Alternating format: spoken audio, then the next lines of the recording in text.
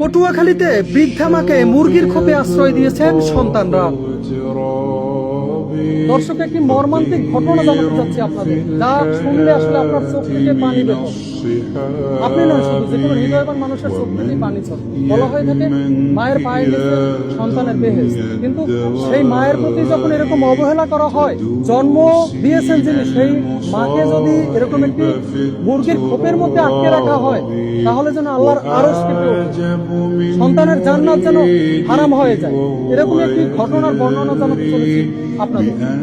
যে মা বাড়ি বাড়ি ভিক্ষা করে সন্তানদের লালন পালন করে বড় করেছেন, সেই গর্ভধারিণী মায়েরই আজ আশ্রয় হয়েছে মুরগি রাখার খোপে। বৃষ্টির পানিতে ভিজে যাওয়া এরকম স্যাঁতস্যাঁতে পরিবেশেই দীর্ঘ বছর যাবৎ বসবাস করছেন জনম দুঃখিনী মা। মুরগি রাখার এই খোপটিতে নেই কোনো কাঁথা কিংবা বালিশ, এমনকি হাওয়া বাতাসও চলতে পারে না ঠিকঠাক। দেখা যায় এমন একটি ঘরেই কোনো মতে খুঁটোমুটো দিয়ে বসে আছেন অসহায় মা। একটু পরপর খাবারের জন্য করছেন ডাক চিৎকার, কিন্তু কে শুনে তার চিৎকার? জানা যায় ঝড় বাদল যাই হোক না কেন, সকাল হলেই বৃদ্ধা মাকে মুরগির খোপে রেখে কাজে চলে যান সন্তান ও পুত্রবধূরা। এ সময় তাদের থাকার ঘরটিও রেখে যান তালাবদ্ধ। নিরুপায় হয়ে খাবারের আশায় নরবরে শরীর খানা নিয়েই এবারে ওবারে ছুটে বেড়ান জনম দুঃখিনী মা।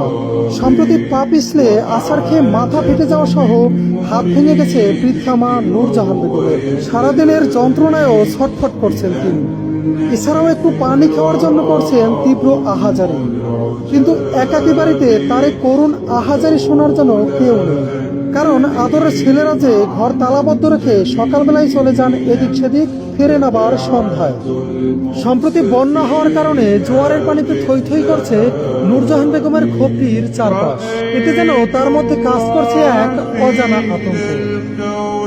দুঃখজনক এমন ঘটনাটি ঘটেছে পটুয়াখালী সদর উপজেলার লাউকাঠি ইউনিয়নের দক্ষিণ লাউকাঠি গ্রামে। অবহেলিত বৃদ্ধা মায়ের দুই সন্তানদের কাছে এ বিষয়ে জানতে চাইলেও তাদের কোথাও খুঁজে পাওয়া যায়নি। 10 মাস 10 দিনের তীব্র কষ্ট, প্রসব বেদনা, নিজে না খেয়েও সন্তানকে খাওয়ানো, ছোট থেকেই আদর যত্নে সন্তানদের শখ আহ্লাদ পূরণ করে বড় করা, এত ত্যাগ স্বীকার করেও মা নামকে জান্নাতের টিকিট কি শেষ বয়সে এসেও একটু যত্নের ভাগিদার হতে পারেন না? অবশ্যই সন্তান হিসেবে আজীবন মায়ের প্রতি আদর যত্ন ও ভালোবাসা আমাদের নৈতিক দায়িত্ব ও কর্তব্য। এজন্য প্রয়োজন আমাদের মানবিকতা বোধের, শিক্ষিত হওয়ার আগে প্রয়োজন মানুষ হওয়ার। তবেই পৃথিবী হবে আরো সুন্দর, শান্তিময়।